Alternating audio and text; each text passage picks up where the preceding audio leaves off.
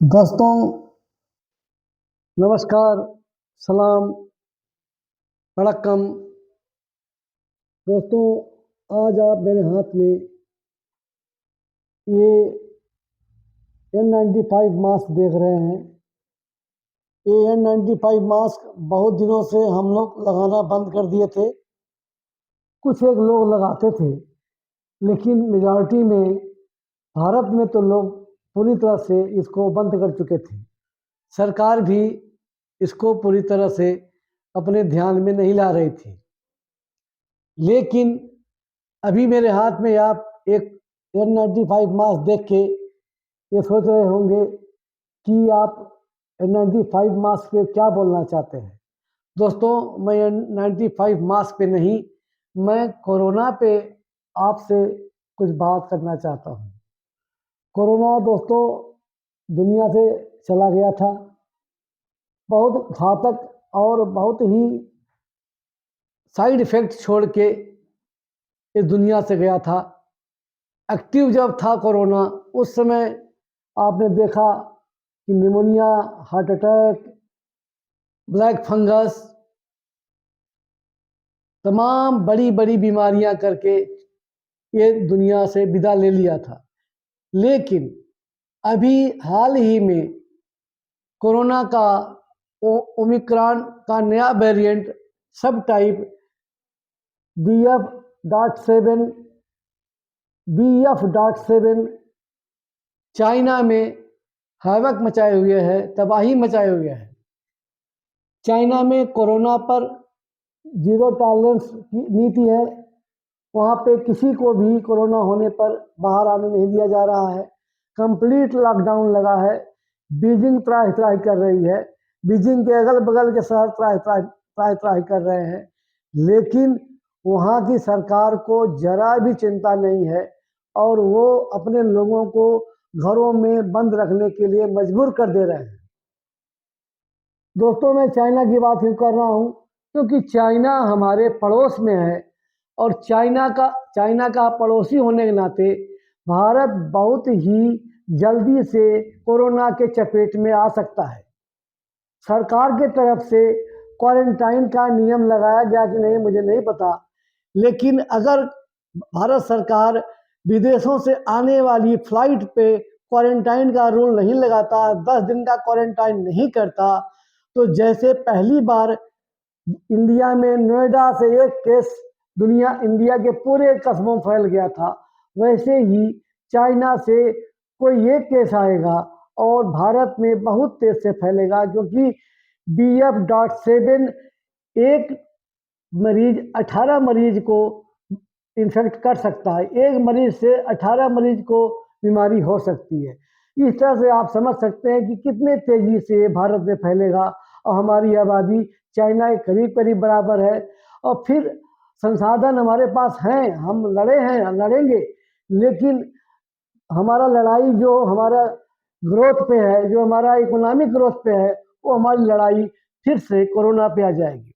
इसलिए दोस्तों आज मैं अपने हाथ में ये मास्क आपको दिखा रहा हूँ, दिखा के डरा नहीं रहा हूँ, आपसे ये बताना चाहता हूँ कि अभी हाल में ही कोरोना के वजह से हमारे बहुत से सेलिब्रिटीज, बहुत से रेसलर, बहुत से यंग लड़के, यंग लड़कियाँ हार्ट अटैक से, ब्रेन स्ट्रोक से डेथ कर गए।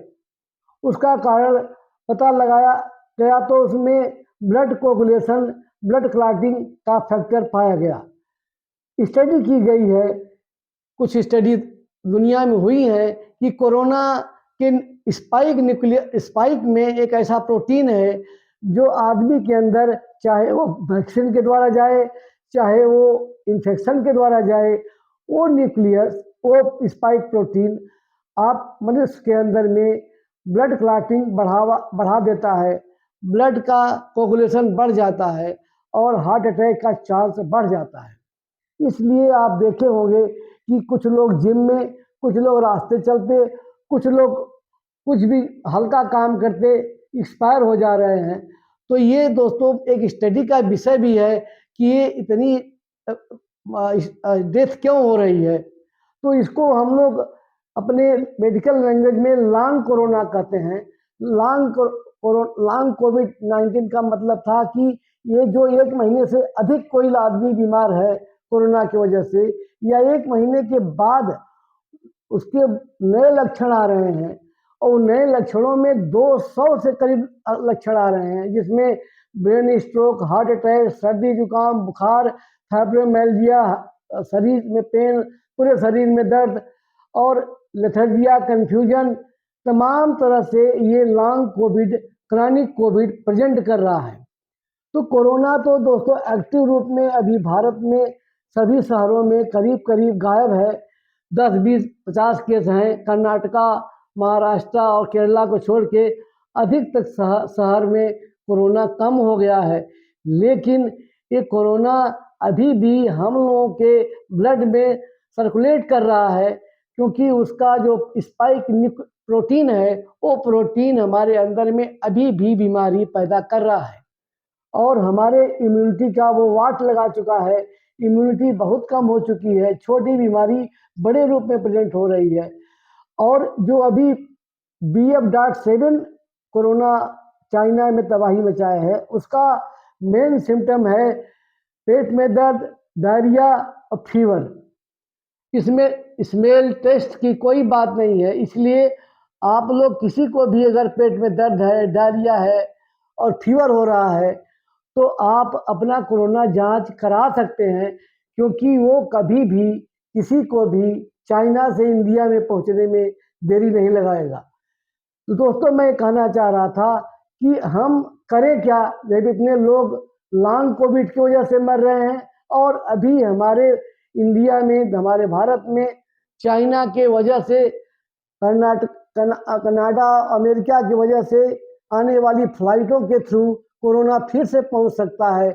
तो हमें ये चाहिए कि भारत सरकार को भी ये चाहिए कि जो लोग सर्दी जुकाम, फीवर, डायरिया से ग्रसित हो, उनका कोरोना जांच जरूर कराया जाए, जिससे उनको आइसोलेट किया जा सके और उनके कॉन्टैक्ट को ट्रेस करके क्वारंटाइन किया जा सके, जिससे भारत एक बार फिर से उसी स्थिति में न पहुंच जाए जिस स्थिति में आज के 2 साल पहले हम थे।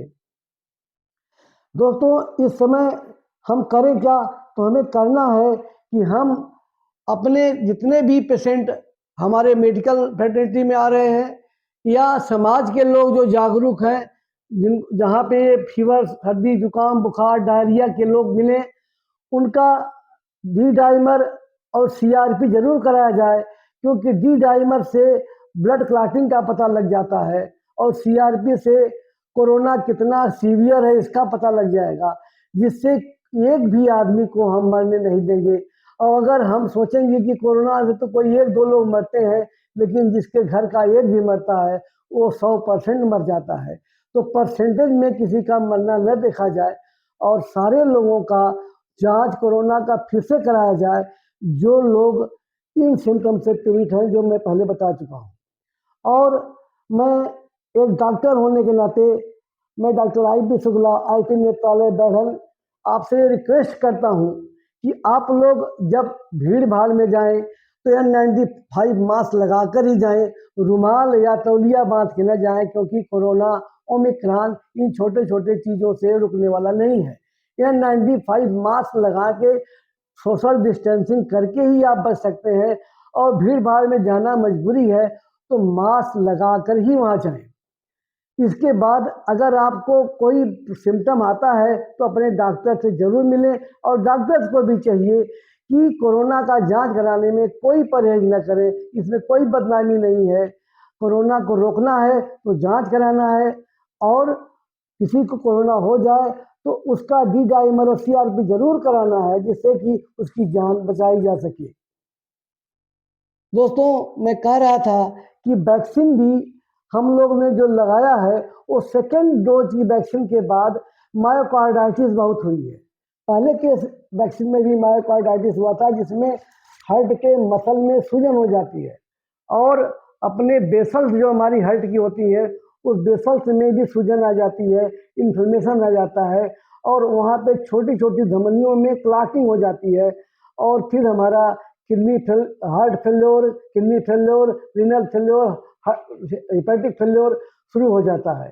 तो हमको ये ध्यान देना है कि ये स्थिति आने से पहले ही हमको अपना कंप्लीट ब्लड पिक्चर जांच करा के और डॉक्टर से संपर्क करें।